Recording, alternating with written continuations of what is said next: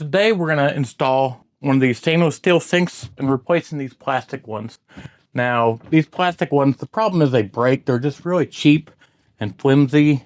So if you need to replace one of these, make sure you take out the, let me show you.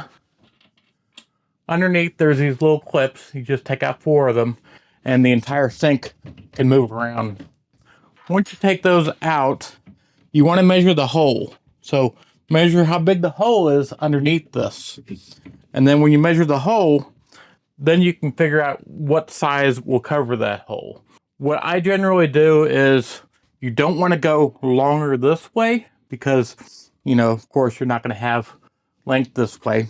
And because you only have a thin piece of wood for structure up here. So you don't want to go longer this way, but you can go a little wider. Now, when I say a little wider, you don't want to go too wide because it's going to move your faucet a little bit.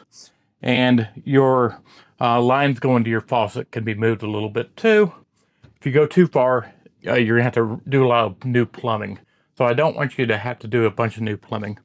Now, this sink was about 1 inch wider. So it's 17 inches and my area in here is 15 inches.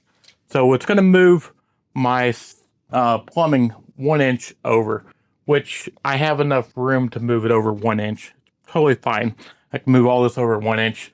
So just make sure that if you do go a little wider, that you can move, you know, your plumbing will move naturally 1 inch over, you know, so don't go too wide. Now, when you do go wide, you do have to cut. So I'm going to take this sink out, and this is a, you know, cheaper countertop.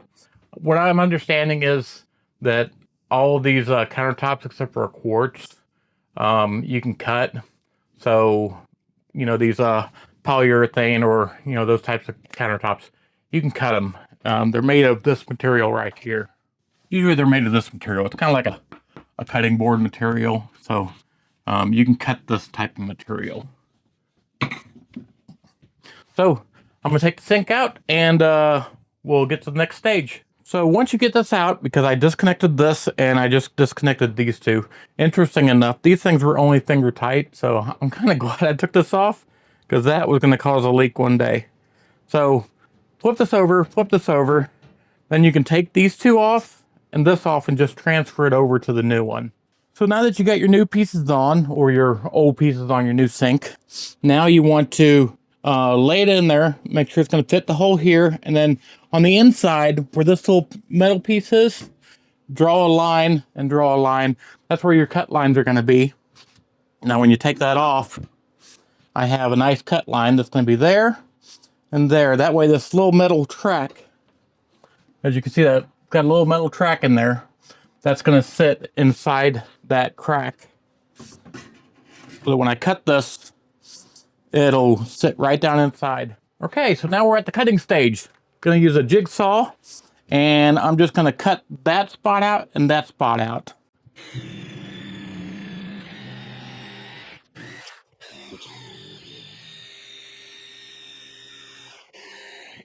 Okay, the moment of truth.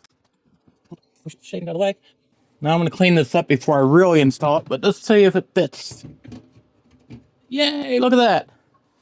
So what you would do at this stage, clean everything up, and then you want to put just a bead of silicone on the inside lip of this. That way when you set it down, it's going to glue down, and you want it to come out the edge a little bit because you don't want water to get underneath this lip when you're doing anything, washing dishes or anything, because if water gets under there, it's going to start eating away at your countertop. So you don't want that. So make sure that when you put the silicone on, you put enough on there, it kind of oozes out a little bit.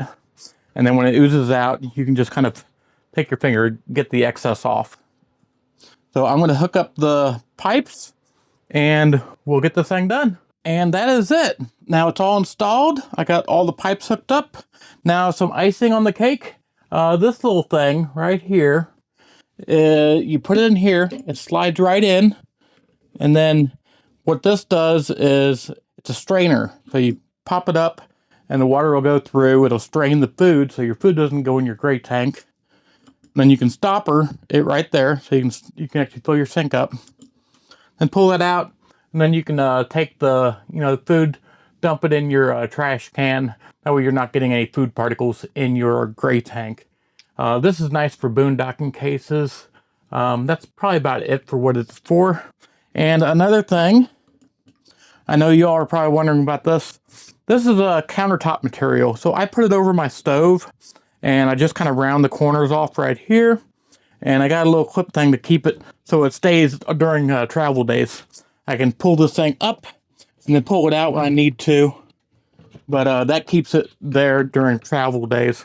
And it's just a cutting board with a couple pads underneath to raise it up. Because I don't use my stove inside the RV. My stove's right here. And this covers up my stove. So it does a really good job of giving me a little extra counter space. So that's it for the sink. And again, if you like what we're doing, please subscribe because you all make it happen.